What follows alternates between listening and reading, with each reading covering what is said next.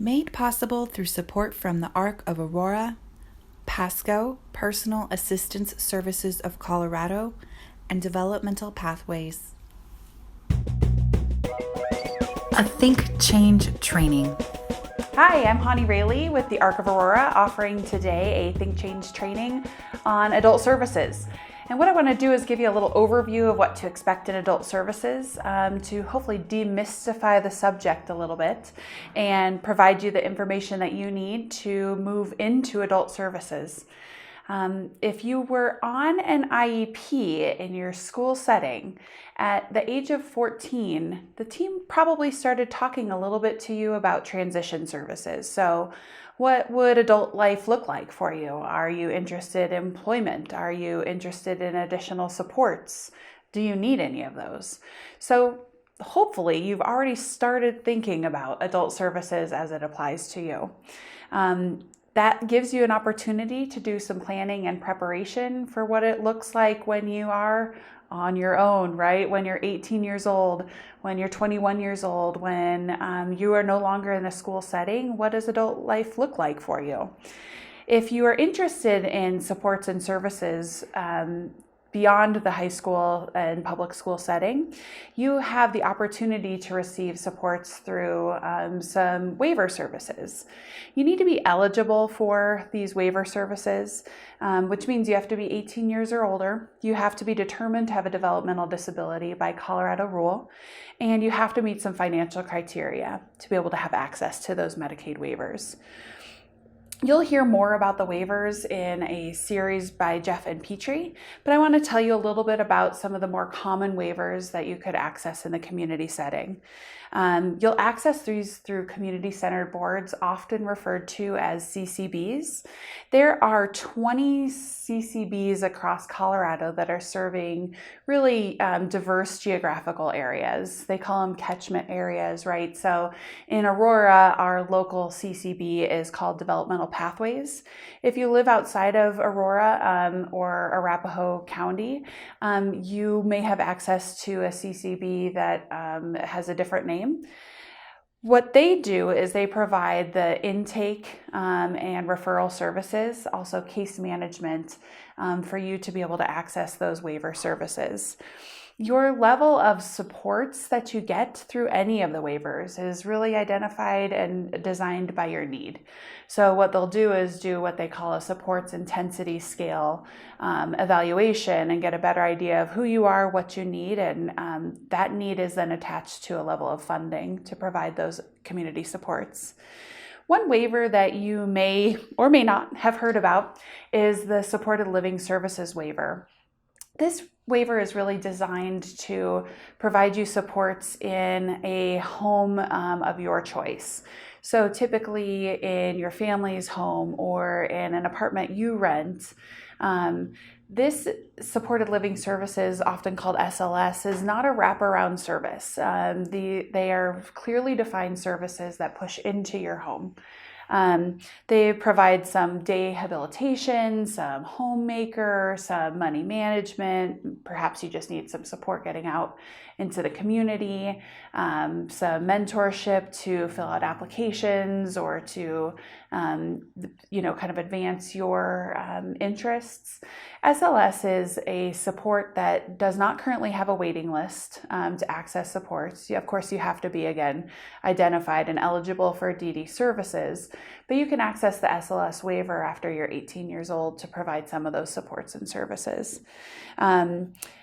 Another waiver that is pretty common, or will be commonly heard about, is the DD waiver. Lots of folks call it the comp waiver or the residential waiver.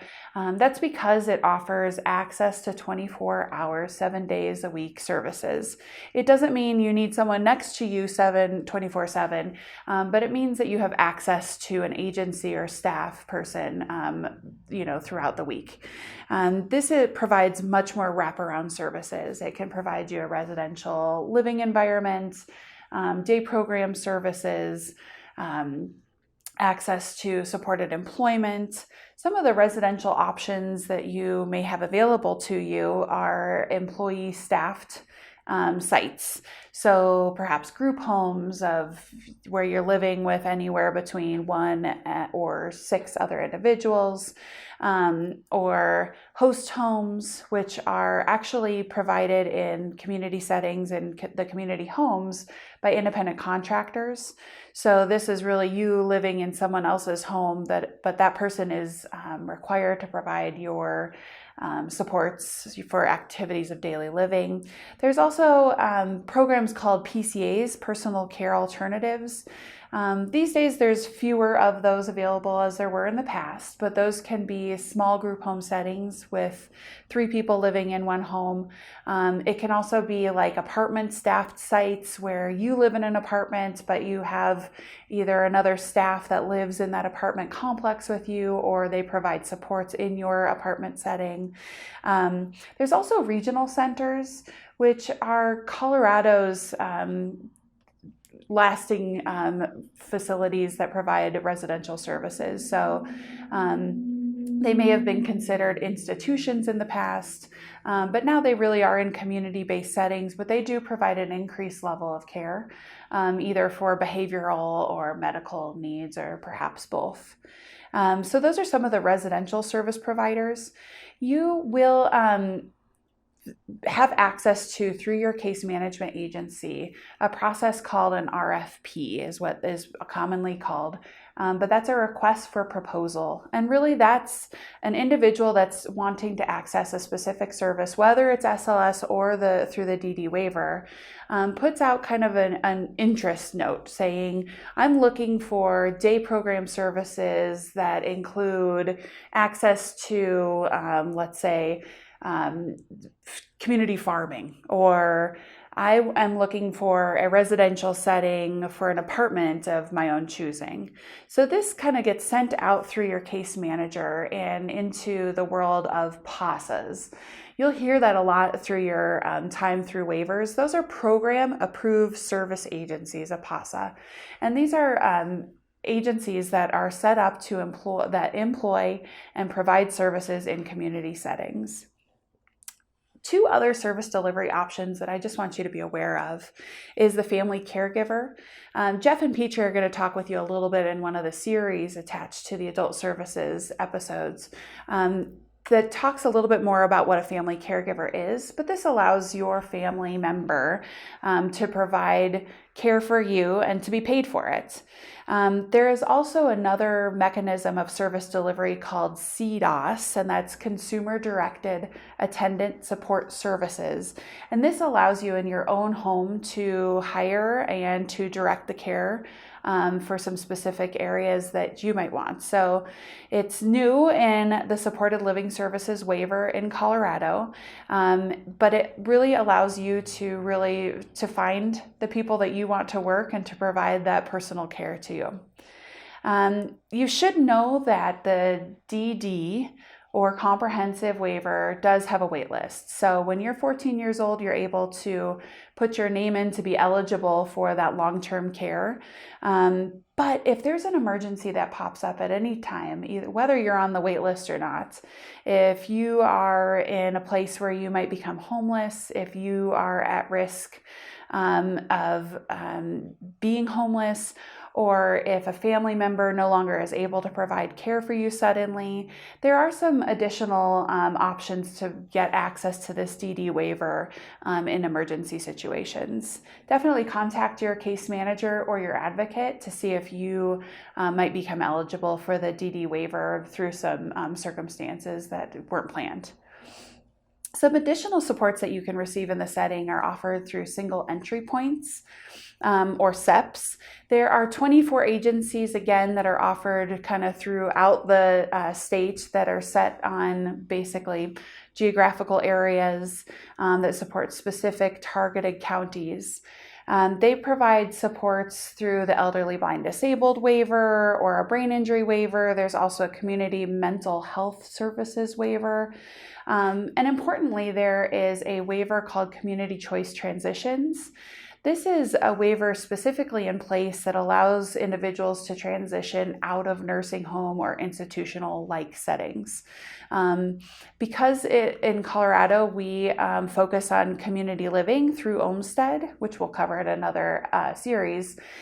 You have access or should have access to living in the community if you so choose. That Community Choice Transitions Waiver, or CCT, gives you the support to provide kind of that transition out of your current living situation into the community.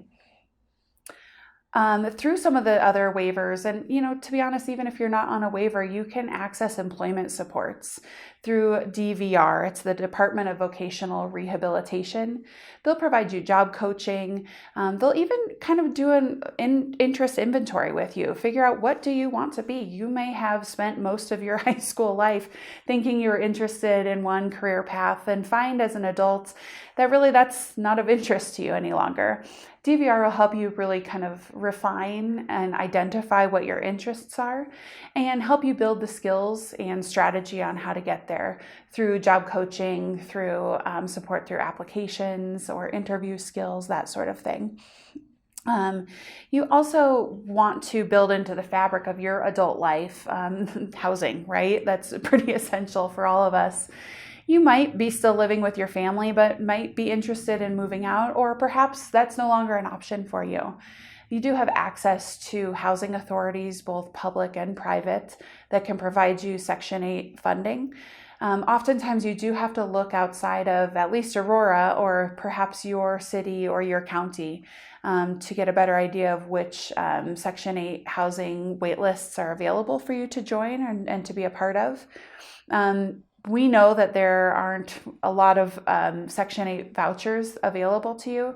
So sometimes you have to be a little creative in how you meet your housing needs. Sometimes it's looking at being a part of a roommate type of situation, or living with another family member that's not the one that you grew up with.